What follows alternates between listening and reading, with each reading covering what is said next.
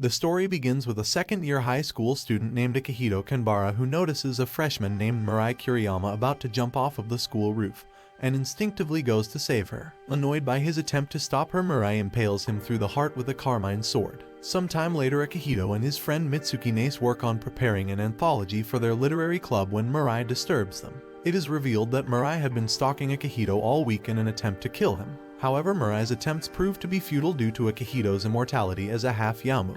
Afterwards, Mitsuki teases Akihito on being stalked by Mirai and advises him to steer clear of the latter. When confronted by Mirai after school once more, Akihito learns that the Kuriyama clan was wiped out because of their powerful ability to create weapons from their own blood, leaving her as the lone survivor. Afterwards, Mirai chases Akihito into a classroom when they are suddenly interrupted by a youmu crashing through the window, although a famous spirit world warrior named Shizuku Ninomiya quickly deals with it. Akihito later treats Mirai to dinner and learns that she had been merely using him as battle practice before being left with an unanswered question. Meanwhile, Shizuku kills the previous youmu and extracts a stone at its core. The next day, Mitsuki once again warns Akihito to avoid Mirai, but he instead chooses to talk with the latter after school.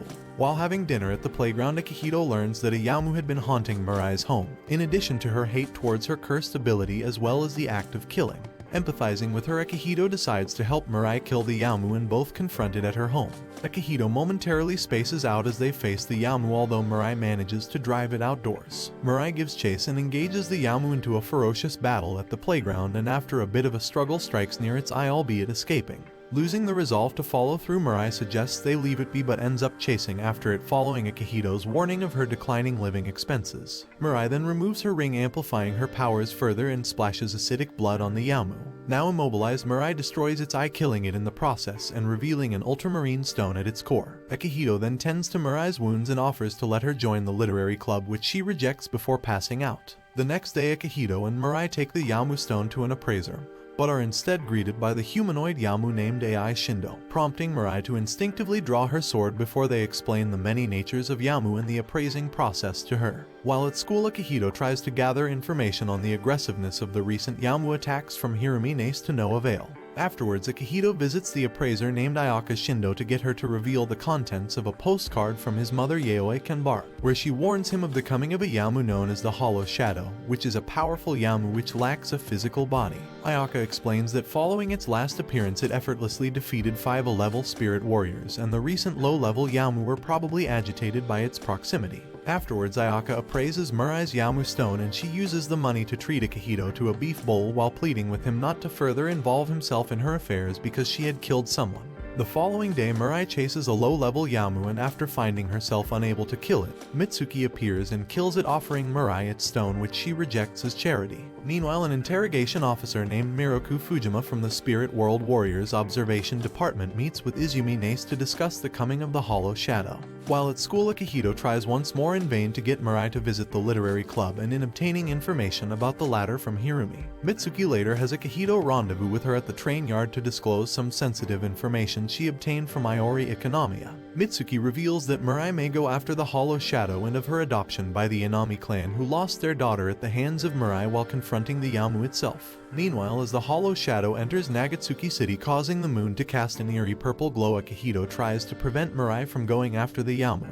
Mirai tells Akihito of her connection to the Inami clan and that she murdered her friend named Yui Inami out of fear after the Hollow Shadow possessed her. However, despite Akihito's pleas that their lives aren't different, Mirai bars him from going with her. Afterwards, Spirit World warriors in the area are tasked with setting up barriers to guide the Hollow Shadow out of the city. As the youmu in the area become increasingly influenced with malice by the Hollow Shadow, Mirai makes her way to the city limits and prepares to confront it.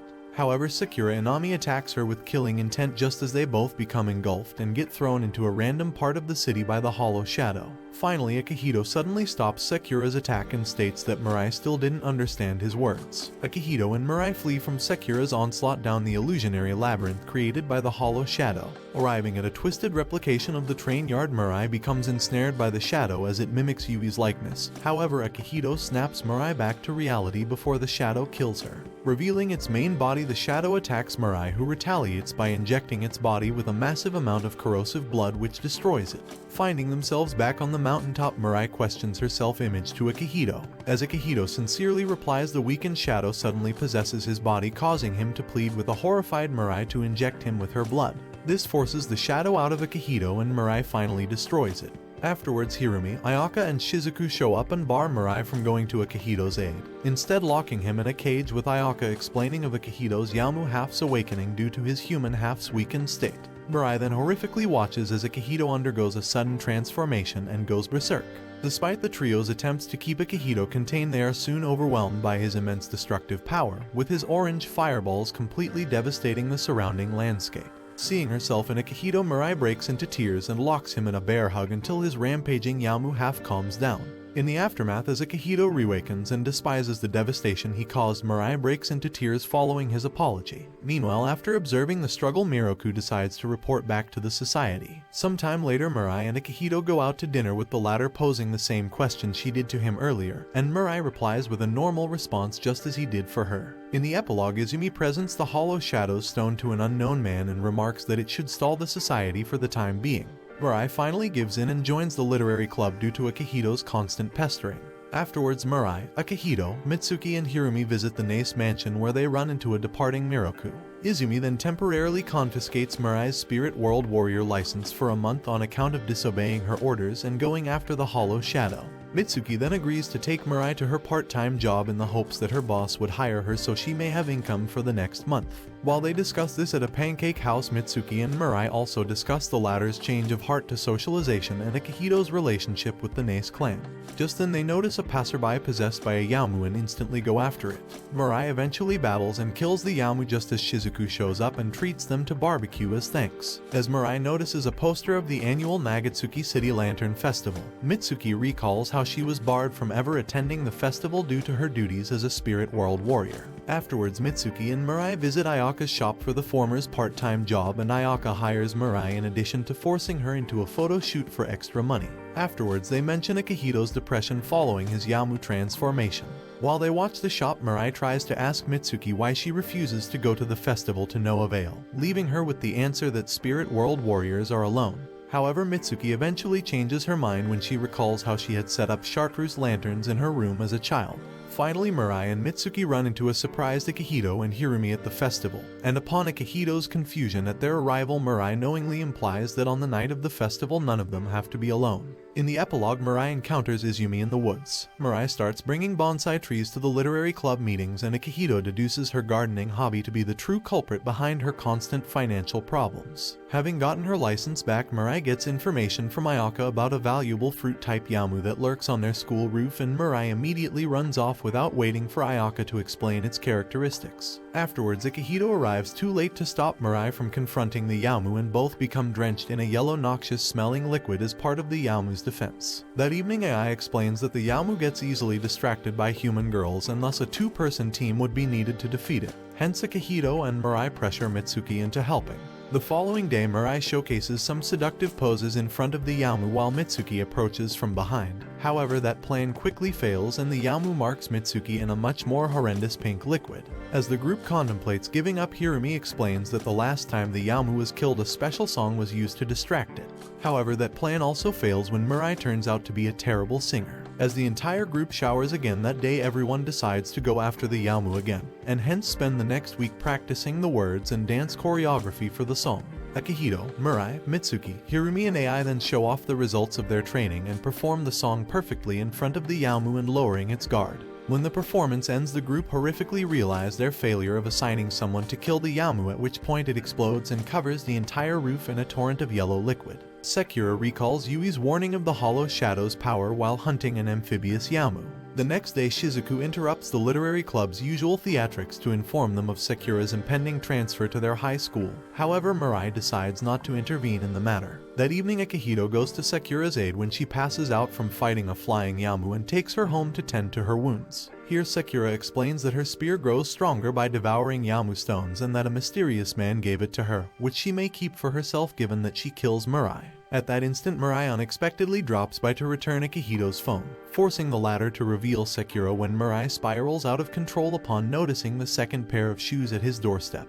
The next day, Sekura has a successful transfer despite Akihito's caution. That afternoon, Mirai and Sekura meet at a market alley to settle their score and begin their inevitable battle. Drawing Sakura into the sewers, Mirai explains her realization of revenge being the wrong path and her intention to live for the sake of the Inami sisters. This causes Sakura to lose her fighting resolve, at which point the spear attempts to devour her before Mirai stops it. In the aftermath, Sakura admits having lost sight of herself at the chime of Yubi's bell necklace, clouding her feelings for Mirai, which she accepts and both reconcile. With the spear now having devoured enough Yamu, Miroku collects it with the intention of retrieving the Hollow Shadow's stone. Finally, Izumi and Mitsuki witness the beginning of a phenomenon called the calm as it spreads through Nagatsuki City, foreshadowing something known as Beyond the Boundary. Akihito receives a postcard from Yaoi warning them of the coming of the calm as the city starts feeling its effects. Ai and Ayaka explain that during the calm all Yamu becomes severely weakened and warns them that Akihito could potentially lose his immortality during the period. As the group later heads home, Miroku intercepts Mitsuki and explains that the mirrored phenomenon she witnessed was actually a fraction of a Yamu known as Beyond the Boundary. Miroku further explains that he was sent to investigate the Nace family's plans for this Yamu by the society, and learned that Izumi had saved Mirai from being killed by the Inami clan following Yubi's death. Overlooking the golden sunset by the shoreline, Hirumi then intervenes and attacks Miroku, after which he escapes. Elsewhere, Akihito awakens on the train home following a horrible flashback before Izumi puts him to sleep once more. Afterwards, Ayaka decides to watch over Akihito at her shop as he starts feeling the calm's effects. The calm finally begins at midnight, and the spirit world warriors of the city, including Shizuku and Izumi, start slaughtering any and all Yamu in sight. Meanwhile, as Hirumi and Mitsuki try to understand the conflict between their clan and the society, they learn of Akihito's state and notice a giant Yamu, while Sakura manages to convince Mirai to return to Akihito's side. At the same time, Ayaka intercepts Miroku outside her shop following his intention to capture Akihito for the society and attacks him in her Yamu form. However, before Ayaka becomes overpowered, Izumi intervenes and stops Miroku's attack. Finally, as Mirai rushes back to the shop, Akihito's Yamu half awakens. Upon arriving at the Shindo shop, Mirai horrifically discovers Akihito in his Yamu form. Meanwhile, as Hirumi and Mitsuki have their hands full with the giant Yamu, Izumi faces off against Miroku, who escapes when a nearby fireball distracts Izumi. Afterwards, Izumi returns to the shop and attacks Akihito in front of Mirai before he too manages to escape. At the same time, Hirumi and Mitsuki manage to defeat the large shadow and later rendezvous at Akihito's apartment with Izumi and Mirai. Here, Mirai relays Ayaka's explanation that the calm had weakened Akihito's human half more than his Yamu half, causing the latter to surface. As they track Akihito through the woods, Izumi suggests that Mirai can now kill Akihito with his immortality nullified by the calm, since if it ends, his Yamu half would likely gain dominance over his body and become unstoppable. The following day, as Mitsuki and Hirumi ponder on Izumi's ulterior motive, the latter confronts her using Miroku's rationale of manipulating Mirai, and that she deliberately weakened Akihito's human half with her freezing barrier, prompting his Yamu emergence. However, Izumi instead warns him about the society. Dissatisfied, Hirumi tries to get Mirai to change her mind from killing Akihito, and later enters the Nace family archives, where he discovers the shocking revelation of Akihito's Yamu half being beyond the boundary. Just then, Miroku manages to steal the Hollow Shadow's stone from the Nace vault. Mirai tracks Akihito's Yamu form to a deserted part of the forest under the silver rain clouds and engages him in a furious battle, eventually injuring him fatally. Finally, with her heart breaking, Mirai rushes Akihito to deliver the final blow. A flashback shows Izumi summoning Mirai to Nagatsuki City. In the present, Akihito awakens in his apartment and learns that Mirai had been taking care of him following his Yamu transformation. The two later arrive at the literary club, where Mirai reveals that she exists through a portion of her blood within Akihito, and they are simply a part of his dream since he remained unconscious following their last encounter. She goes on to explain that she was sent to Nagatsuki City with the sole purpose of killing Beyond the Boundary Yamu, but couldn't bring herself to harm Akihito. Instead, she used her blood during the calm to draw the Yamu out of Akihito and into herself before vanishing. Mirai then kisses Akihito before the dream ends, with the latter awakening in a state of shock. 6 months earlier, Izumi summons Mirai to Nagatsuki City and brings her before the Nace family head, where they enlist her aid in destroying Beyond the Boundary Yamu within Akihito Kanbara before the Spirit World Warriors Society gets to it first. Mirai later transfers to Nagatsuki High and fails to kill Akihito on numerous occasions, instead getting to know him better. However, Izumi warns her to emotionally distance herself from Akihito. Failing to do so, Mirai comes to understand Akihito's pain during the Hollow Shadow incident and later makes it known to Izumi during the Lantern Festival of her choice to not kill Akihito. Izumi then uses her freezing barrier to help the Yamu surface from Akihito's body during the calm and manipulates Mirai into thinking that she can save him by sacrificing herself to the Yamu, to which Mirai agrees. Elsewhere in the snowy white mirror world, Mirai makes her way towards Beyond the Boundaries core. Following his 3-month coma, Akihito learns from Hirumi and Mitsuki that his separation from the Beyond the Boundary apparently cost Mirai her life and robbed him of his immortality. Akihito later demands to speak with Izumi out of frustration, although Hirumi tries explaining its futility. As if on cue though, Izumi shows up and explains the nature of Beyond the Boundary and her use of Mirai's cursed blood to defeat it. However, when Mirai refused to kill Akihito, she was forced to reveal a way that would save him, to which Mirai unhesitatingly accepted.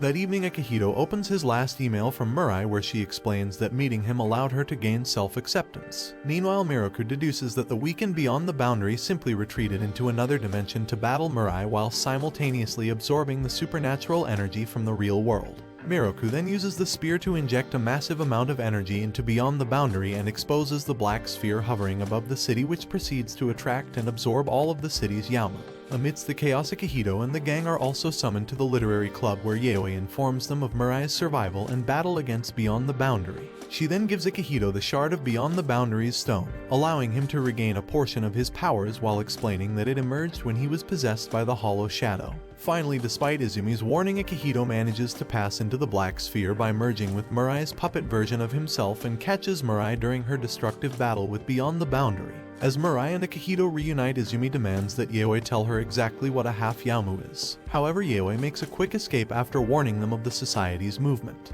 At the same time, Akihito uses his Yamu powers to defend himself from Beyond the Boundary's attacks before he and Mirai make their way to its core. Elsewhere, Shizuku, Sakura, Hirumi, Mitsuki, and Izumi confront Miroku, but he seals himself and Izumi inside a barrier to prevent outside interference. Back in the mirror world, Mirai and Akihito just narrowly reach the Beyond the Boundaries core, where Mirai managed to impale it with her sword. Meanwhile, Hirumi enters Miroku's barrier and learns that both Miroku and Izumi harbor Yamu within their bodies, in addition that Izumi isn't the person she claims to be. Izumi then impales Miroku with her spear, who seemingly self-destructs. Meanwhile, Akihito and Mirai face and overcome their dark memories inside the Beyond the Boundaries core and find themselves in a ferocious battle against an army of Yamu. Finally, as Beyond the Boundary emerges, Akihito beats it into submission and reabsorbs it back into his body. With Beyond the Boundary gone, the mirror world and Mirai begin disappearing, and she shares a tender moment with Akihito before disappearing. Sometime later, the world returns to normal, with Beyond the Boundary incident being covered up and Hirumi taking over the Nace clan.